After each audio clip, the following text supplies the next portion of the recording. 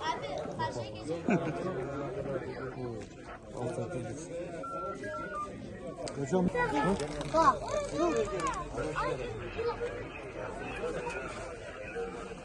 Tam evin önü.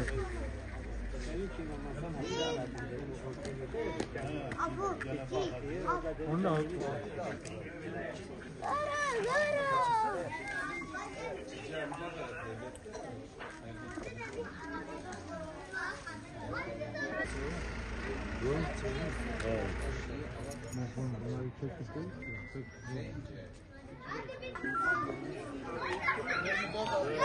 Tamam ha adamlar dedi ki biz malımızın arkasındayız.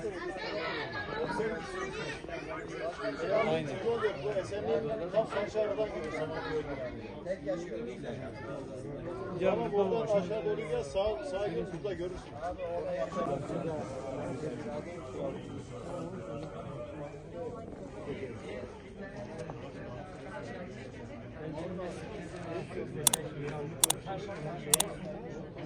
Thank you.